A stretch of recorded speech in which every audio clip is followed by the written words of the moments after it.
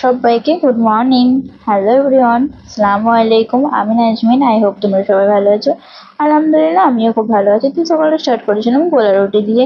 তো এখানে গোলা রুটি বানাচ্ছিলাম সকালবেলা। আমি তাড়াতাড়ি একটু উঠে পড়েছিলাম। তো এখানে গোলা রুটি মতলব এটা আমি ইয়ে করে নিয়েছিলাম আর কত স্মুথ ভাবে হয়েছে দেখো। তো তারপরে আমি এখানে তেল ব্রাশ করে তাওয়ায় আর আমি ছেঁকে নিয়েছিলাম একটা একটা করে। তো আমি যেহেতু একা একা করছিলাম তো ভালো ভিডিও ক্লিপ নিতে পারিনি। তো আমার হয়ে যাওয়ার পরে তোমাদের দেখিয়ে নিলাম। তারপরে সে ঘুম থেকে ওঠে তাকে খেতে দিই, সে দুজনে নাস্তা করে তো চলে যায়। তারপরে আমি রান্নাবান্না চাপাই। আজকে রান্নাবান্নায় ঘরে সবজি ছিল না আর পানি হচ্ছে যে অনেকটা, যারা মুম্বাই তারা জানে। তো ভাবলাম যে কি রান্না করব। তো ঘরে বেসন ছিল, তো আমি এখানে বড়া তুলে তো বড়াটা আলু দিয়ে চচ্চড়ি করেছিলাম।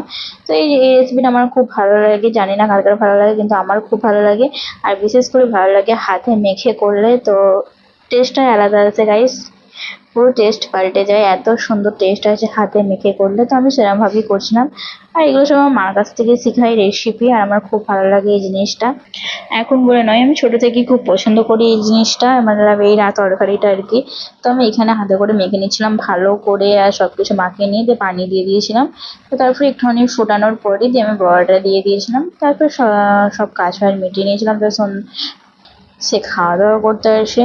তো দুজন মিলে এখানে খাওয়া দাওয়া করার জন্য বসে পড়ি। তো আমার এখানে দেখো তরকারিটা এরকম হয়ে গিয়েছিল, জানি না বড়াতে সব মতলব সরোটা টেনে নিয়েছিল। তারপর দুজনে ভাত করে খেয়ে নিই। আর এখানে ছিল পুঁই শাক। তো আমার পুঁই শাকটা দিয়ে গেছিলো আমার বান্ধবী। তো দুজনে মিলে এরকম করে খাওয়া দাওয়া কমপ্লিট করি। আর এখন তো আমাদের দুপুরে খাওয়া দাওয়ার পরে নতুন একটা মেনু যোগ হয়েছে, সেটা হচ্ছে ফ্রুট। তো আমাকে প্রত্যেক দিন সে ওটা খাওয়াবেই, প্রত্যেকদিন ভাত খাওয়ার পরে, মতলব পরে পরে খায় না, সে কেটে রাখে আর আমি খাই। আমার যখন ইচ্ছা হয় তখন খাই একটু একটু করে, আর সে তারটা খেয়ে চলে যায়। তারপরে এরকম করেই আমাদের দুপুরটা কাটে। তারপর সন্ধ্যাবেলায় সে নিয়ে এসেছিল সিঙ্গারা। আর বাঙালিদের কাছ থেকে নিয়ে আসেনি, নিয়ে এসেছিল অবাঙালিদের কাছ থেকে। সিঙ্গারাগুলো সাইজগুলো ছিল এত বড় বড়, আমার হাতের থেকেও বড়। দেখো তোমাদের ঘরে আমি সিঙ্গারাগুলো বার করে দেখাচ্ছি, কত বড় বড় সিঙ্গারা। ফোনে হয়তো বোঝা যাচ্ছে না যে কতটা ছোট বড়, কিন্তু আমি মাপ দিয়ে দেখাচ্ছিলাম, তাই আমার হাতে দেখো হাতের থেকেও বড়।